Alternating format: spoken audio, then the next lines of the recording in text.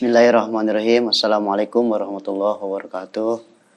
Alhamdulillah wassalatu wassalamu ala Rasulillah Sayyidina Muhammad Abdillah wa ala alihi wa man tabi'ahu wa mawalah la nabil ba'dah. Amma ba'du. Alhamdulillah kita memanjatkan puji syukur kehadirat Allah Subhanahu wa taala. Salat salam kepada Nabi kita termulia, yaitu baginda Nabi Muhammad SAW beserta keluarganya, sahabatnya, dan juga para pengikutnya hingga akhir zaman.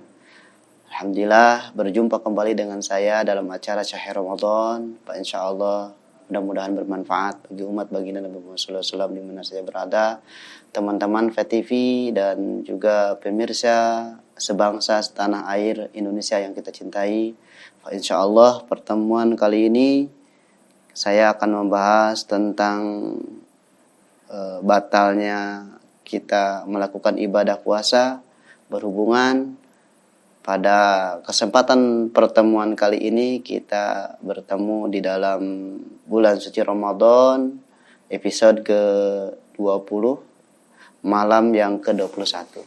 Sebelum saya sampaikan tentang batal puasa sedikit, baginda Nabi Muhammad SAW pernah bersabda pada sahabatnya, yaitu Sayyidina Ali karramallahu wajhah, bahwasannya manusia yang melakukan ibadah sholat tarawih di malam 21, di malam 22 terkhusus akan mendapatkan daripada Allah faida ja'a yaumal qiyamati yaghfiru dzunubah. Apabila kita beribadah sholat tarawih pada malam 22, baginda Nabi Muhammad SAW menyampaikan dalam hadisnya, orang tersebut akan diampuni dosanya oleh Allah Subhanahu wa taala. Mudah-mudahan malam ini kita bisa melaksanakan sholat tarawih berjamaah dengan khusyuk dan ikhlas kepada Allah Subhanahu wa taala. Berhubungan dengan kitab Safinatun Najah di halaman 163, bab faslun ya betulu saum biridati, itu menerangkan tentang fasal batal puasa. Menerangkan tentang batal puasa karena banyak sekali manusia yang melakukan puasa tetapi dia batal atas puasanya karena tidak tahu bagaimana menjaga supaya tidak batal puasa. InsyaAllah pada kesempatan pertemuan ini saya akan bahas tentang batal puasa.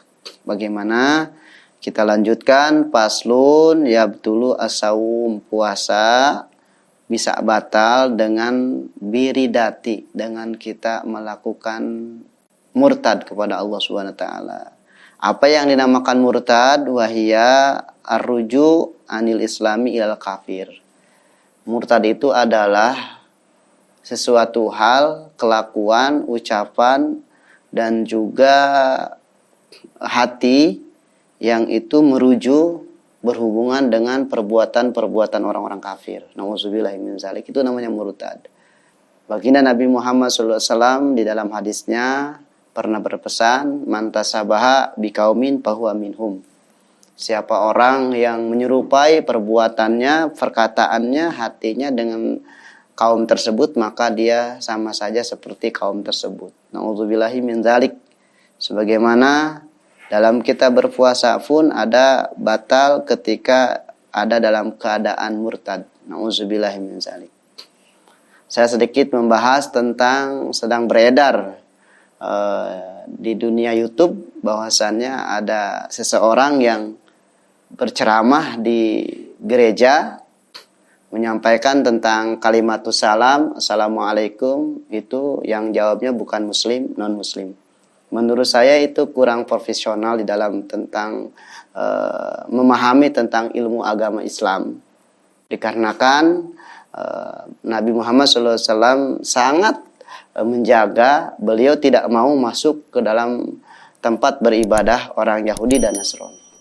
Jadi jangan sampai kita termasuk orang-orang yang murtad lisan, ucapan, murtad juga pekerjaan, dan juga murtad hati kita, kelebihan kita kepada Allah Subhanahu wa taala. seorang menyampaikan sesuatu agama di tempat yang tidak sesuai dengan harus menyampaikan, kata ilmu bilagah, wa ja'alu bilaghatal kalam tibaqahu lil muqtadal maqam, itu tidak tepat kepada tempatnya. Jadi saya sedikit menjelaskan bahwasanya kalau kita mau berceramah, berdakwah tentang ilmu agama Islam itu harus kita di tempat yang diridhai Allah Subhanahu wa taala. Contoh di masjid, majelis ta'lim, dan juga tempat-tempat yang sudah tempat tersebut dinamakan tempat keberkahan dari Allah Subhanahu wa taala. Hamba-hamba Allah yang dirahmati Allah Subhanahu wa taala, kita harus lebih cermat, lebih cerdas menyampaikan hadis baginda Nabi dan juga firman-firman Allah kepada hamba-hamba Allah, kepada manusia sesuai dengan kriteria, tetapi harus kita menjaga nilai-nilai norma keaslian keutuhan agama kita. Mudah-mudahan dengan kita beragam ini jangan sampai menghancurkan yang dinamakan akidah kita sebagai akidah Ahlussunnah wal Jamaah. Mudah-mudahan itu sedikit bermanfaat. Jadi yang namanya murtad itu adalah wahya arzu anil islami ilal kufar. Merujuk kepada perbuatan orang-orang kafir, itu namanya murtad. Nauzubillahi min dzalik. Ketika sudah terjadi seperti itu yang dinamakan batal puasa. Nah, kalau sudah batal puasa berarti kita tidak mendapatkan pahala. Ada batal puasa secara zahiriyah, ada batal puasa secara batiniah. Contoh, batal puasa secara zahiriyah makan dan minum. Tapi kalau kita batal puasa secara batiniah, kita melakukan perbuatan orang-orang kafir. Nauzubillahi min dzalik. Itu pahalanya tidak didapatkan dan juga tidak mendapatkan keriduan Allah Subhanahu wa taala. Apalagi inkar. Kita ceramah di tempat orang-orang kafir, kita menyampaikan keingkaran-keingkaran dan bahasa-bahasa yang bahasa tersebut tidak sesuai dengan hadis baginda Nabi Muhammad SAW. Itu latuk balu mardudatun, amal kita tidak diterima Allah Subhanahu wa taala. Wal haidu wan nifasu wal wiladatu wal zununu walau lahdotan. Ada yang dinamakan batal puasa. Yang pertama lul haid, ketika seorang perempuan datang bulan, namanya haid, itu batal puasanya. Terus bagaimana setelah kita selesai batal puasa karena haid? Selesai haidnya, setelah bulan puasa berlalu, Syawal datang. Bagaimana tuh? Kita harus mengqadha daripada ibadah puasa tersebut. Beda dengan sholat. Kalau sholat ketika kita sedang berada dalam keadaan haid, tidak mengerjakan sholat, tidak wajib qadha. Tapi kalau puasa, kita wajib qadha. Bagi perempuan yang haid, itu batal puasanya. Walaupun umpamanya di sini ada kalimat lahadatan, kadzalik. Haidnya cepat sekali, 1 hari 1 malam. Gitu. Malamnya belum haid, siangnya haid cepat, tetap aja itu termasuk yang dinamakan batal puasa. Wan nifas. Yang kedua yang batal puasa itu nifas. Nifas ini adalah setelah melahirkan. Itu batal puasanya. Terus wal wiladah. Ada yang dinamakan wiladah. Wiladah itu adalah melahirkan bayi, itu batal puasa. Terus bagaimana? Setelah selesai melahirkan, dalam keadaan suci, 40 hari dari nifas, lalu melakukan lagi ibadah yang dinamakan qadha puasa. Wal zunun. Yang keempat batal puasa adalah orang yang gila. Tetapi dia tidak gila sebelum puasa. Setelah dia melakukan puasa, ternyata dia gila, sakalor atau ayan.